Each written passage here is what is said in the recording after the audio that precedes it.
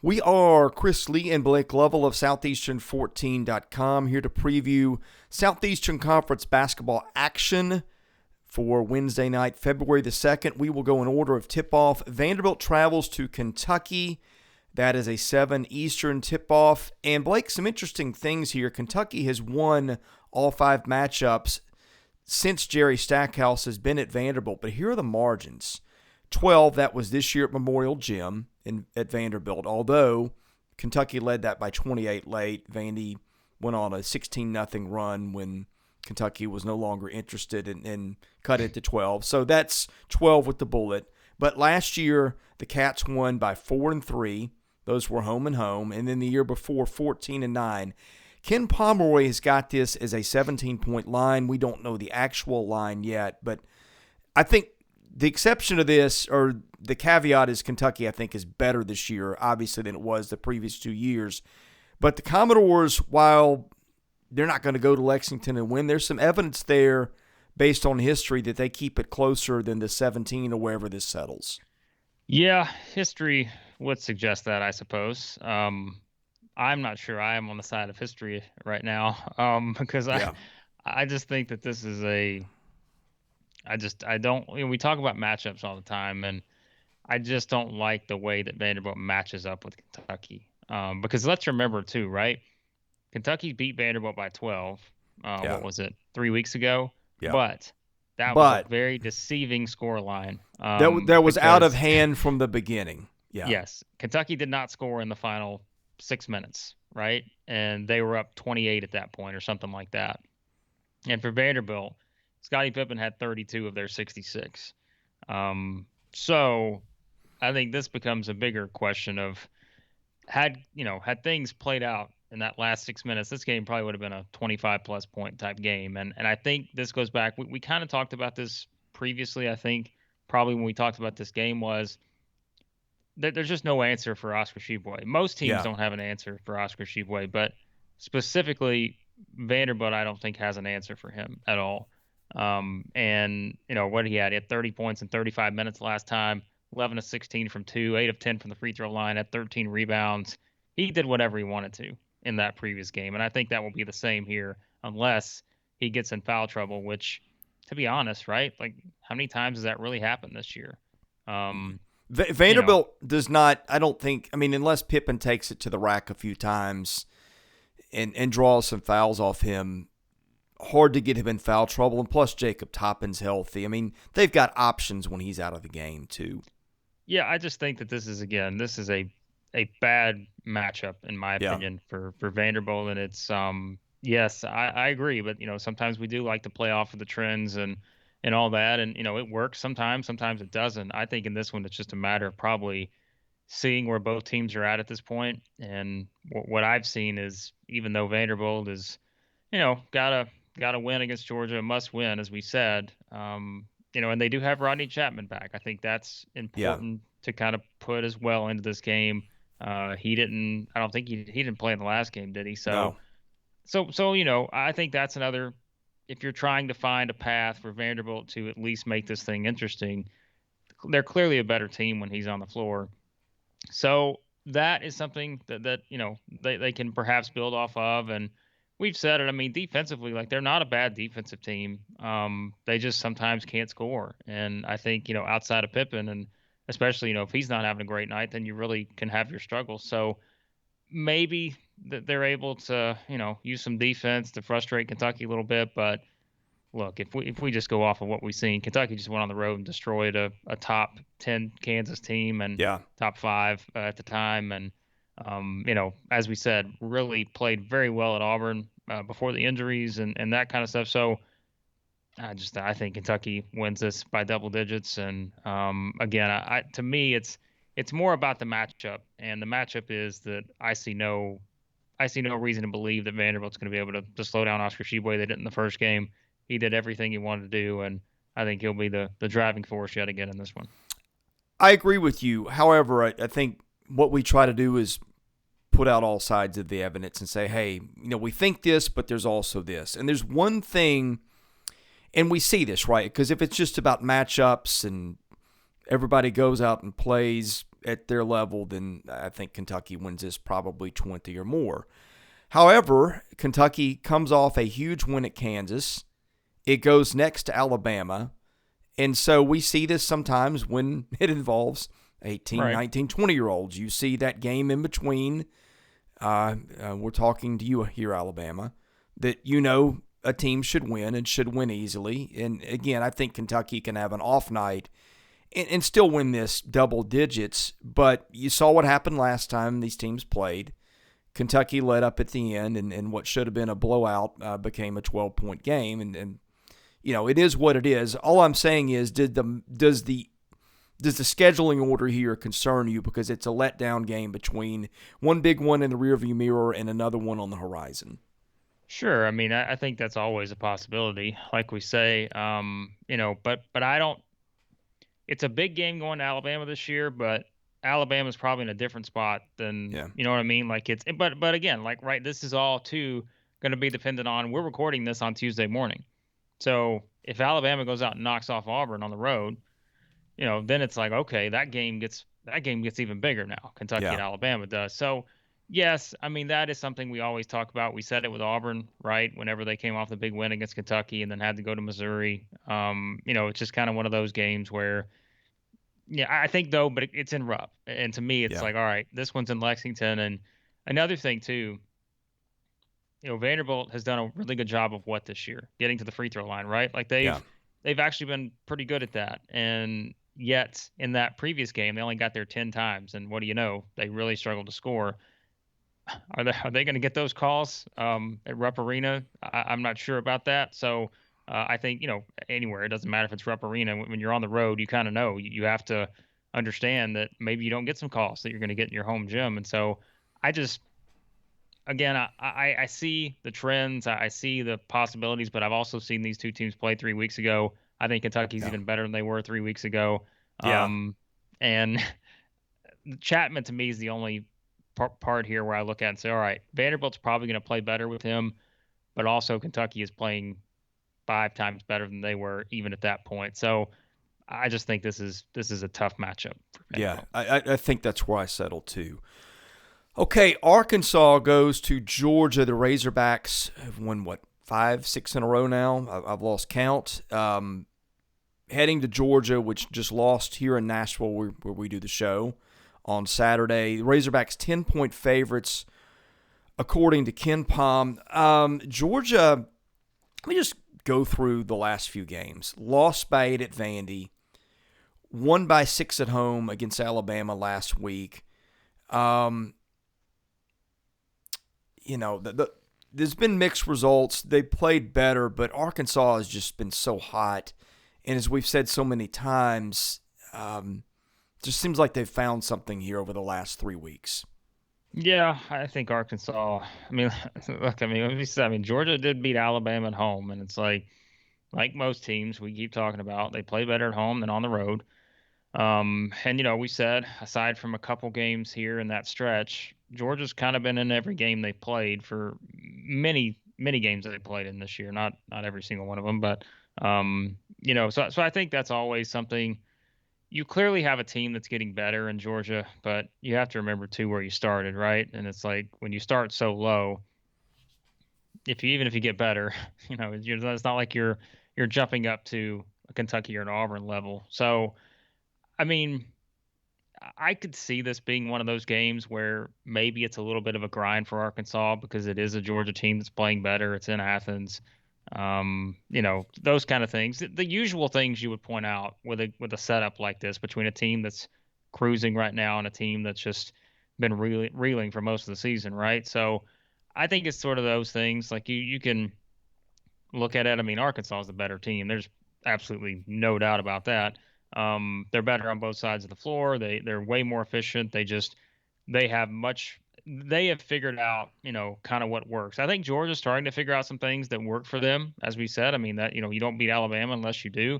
But we've talked about how Arkansas is, Muss has pretty much got his 6-man rotation and he's rolling with it and it's working. And he's not going to turn away from that at this point because it just is. It's something where you're doing what you have to do to start picking up these wins, and we said they have to start winning these kind of games. And the only thing for me here is we keep talking like if for some reason Arkansas gets trigger happy from three or something and starts shooting a lot of threes, and maybe that's what Georgia forced them to do.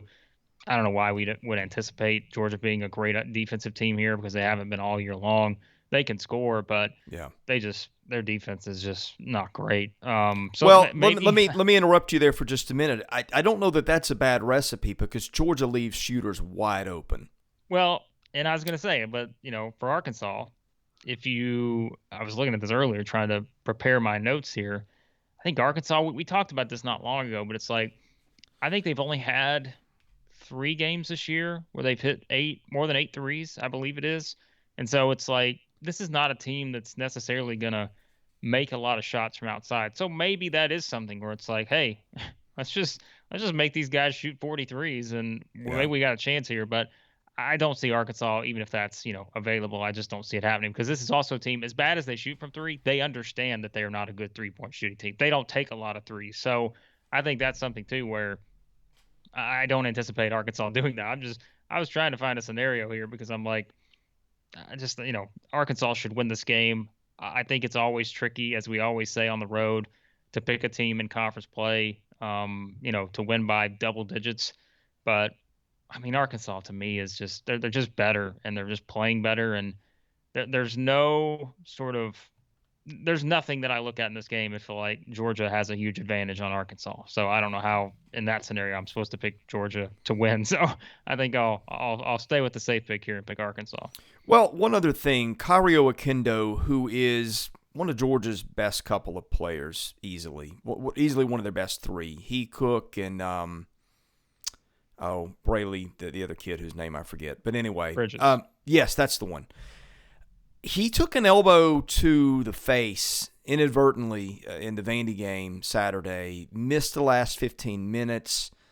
You would presume he's back for that, but I haven't seen an update. I just checked that as we're talking. So that would make one less bullish on Georgia, I would presume, if he can't play for some reason. Well, yeah, I think no doubt about it. I think Arkansas wins this game by 8 or more. Like I think if that I don't know where the number winds up, as we said, if it's 9, 10, something like that. I just think Arkansas has hit that mode of we just find ways to win. And Yeah. I think, and I look, I'm not saying I think it could be sloppy at times, right? Like we've seen teams like this in these spots get off to a slow start. Home team comes out, makes some shots early, kind of puts you on your heels, and maybe you have to kind of dig back a little bit to get back in the game. But I don't have the confidence in Georgia slowing Arkansas down. And so I think that's I mean, really, let's think about this, right? Like Georgia in their last, they gave up 85 to Vanderbilt, 76 to Alabama, 83 to South Carolina, 83 to Auburn, 88 to Mississippi State, 92 to Kentucky, 81 to Texas A&M. It's Arkansas just could like, put 100 on them.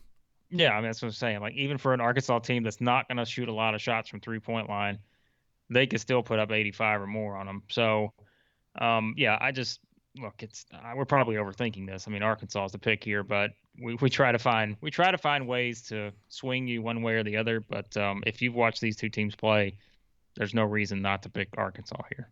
Georgia number 300 in adjusted defensive efficiency, according to KenPom. I don't know that I've ever seen a Power 5 team with a number in the 300s on one side. That'd be an interesting experiment to look back at because I can't imagine anyone in the SEC.